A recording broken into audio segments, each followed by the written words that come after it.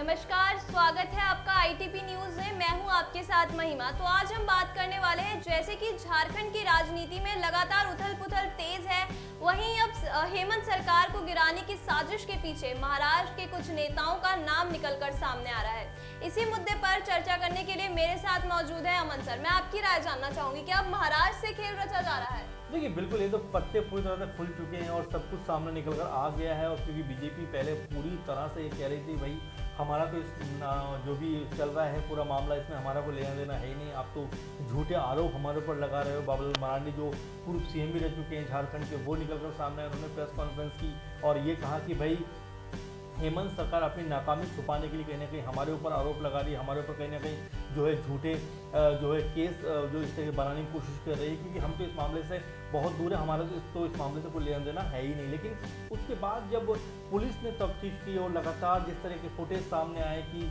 उसमें जो है कांग्रेस के विधायक नजर आ रहे हैं, उसमें महाराष्ट्र बीजेपी की जो कई सदस्य यानी कि लगभग 6 का नाम सामने आ रहा है कि वो उसमें होटल में कहीं ना कहीं मिलते हुए नजर आ रहे हैं, जाते हुए नजर आ रहे हैं। तो ये जो था पूरे का पूरा मामला ये बताने के लिए काफ़ी था कि इतना सीधा मामला नहीं था जितना बीजेपी इसको बनाने की कोशिश कर रही थी, और इतनी भोली भाली बीजेपी नहीं थी जितना अपने आप को साबित करने की कोशिश कर रही थी। लेकिन अब जब ये मामला पूरी तरह से उजागर हो गया है, तो इसके बाद अब जो बीजेपी के नेता हैं वो क्या कहेंगे, क्या वाकई जिस तरह से बाबूलाल मरांडी ने ये कहा था, उसमें मुझे याद है कि जो हेमंत सरकार है पूरी तरह से महाराष्ट्र की थ्योरी पर चलती हुई नजर आ रही है। जिस तरह से वहाँ पर कई पुलिस वाले और तमाम लोगों का नाम आया पैसा उगाही करने में, वैसे ही कुछ हेमंत सरकार भी करने के मूड में नजर आ रही है। क्योंकि इससे पहले की अगर उनके इंस्ट्रूमेंट की बात करें तो ये भी कहते हैं कि जिस तरह से झारखंड में लूट मचा रखी हेमंत सरकार ने, तो अब पुलिस का भी वो इस्तेमाल करे लूट मचाने के लिए, और इस तरह के तमाम आरोप उन्होंने हेमंत सरकार पर लगाए। लेकिन पुलिस अपनी जो जांच में लगी रही, पुलिस अपनी लगातार जांच करती रही।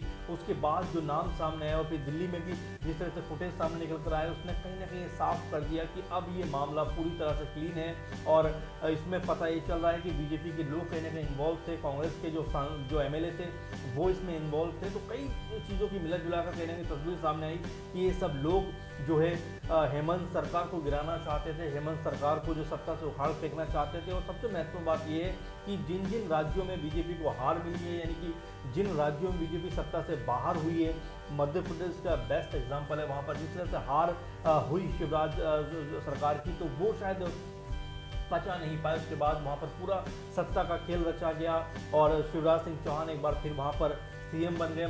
जो ज्योतिरादित्य सिंधिया हैं वो आके बीजेपी के ग्रुप में शामिल हो गए, और कमलनाथ जो सीएम थे वो अपने पद से उनको हटना पड़ा। वैसे ही कमोबेश को नज़र आ रहा है झारखंड में भी, जहाँ पर लगातार जो हेमंत सरकार है उसको गिराने की कोशिश की जा रही है, और उसमें बीजेपी मुख्य रूप से उभर कर सामने आई है। बिल्कुल, अब कांग्रेस के नेताओं ने सीधा हमला भाजपा पे करना शुरू कर दिया है कि जहां पर भाजपा सत्ता में नहीं होती वहां पर ऐसे ही विधायकों की खरीद या अदल बदल की घटनाएं हम सामने देखते हैं। बिल्कुल, और महिमा अगर हम बात करें कर्नाटक की बात कर सकते हैं, हम मध्य प्रदेश की बात कर सकते हैं, और जो जिस तरह खेल जिस तरह का पूरा साजिश रची गई और जिस तरह सरकारों को गिराया गया, वो अपने आप में सबके सामने है, कोई इससे अनजान नहीं है। सबको ये सब चीज़ देखने को मिल रही है, क्योंकि जो अच्छी भली सरकार चल रही थी उसे तोड़कर फिर दोबारा उस पर अपने लोगों को, जो लोग हैं फिर खेमे मिलाकर फिर दोबारा उन पर उपचुनाव कराकर कहीं ना कहीं ये जो है पूरा सत्ता का खेल, जोड़ तोड़ का खेल और सत्ता के लिए कुछ भी करने का खेल जो बीजेपी ने किया वो किसी छुपा हुआ नहीं है। और अब जब झारखंड में भी जो देखने को मिल रहा है, किसी भी कीमत पे वो सत्ता में आना चाहती, किसी भी कीमत पे वो सत्ता हासिल करना चाहती, इसके लिए वो कोई भी धन बल और बल और जो भी चीज़ वो इस्तेमाल कर सकती है वो सारा कुछ इस्तेमाल कर रही है। और जिस तरह से पहले कहा जा रहा था कि जो 3 लोग सामने निकल कर आए हैं, यानी कि जो 3 लोगों को इसने गिरफ्तार किया, उनके ऊपर भी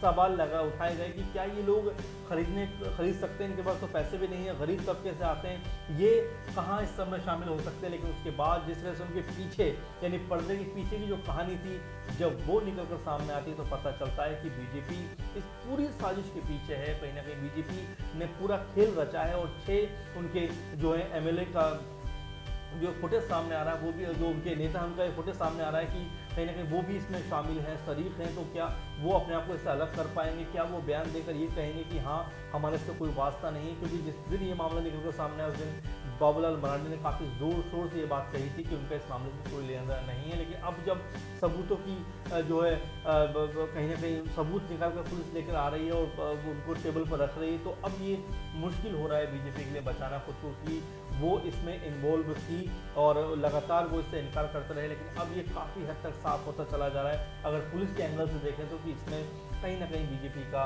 जो नेता थे वो इसमें शामिल थे। बिल्कुल, अभी तो मामला जांच का विषय बना हुआ है।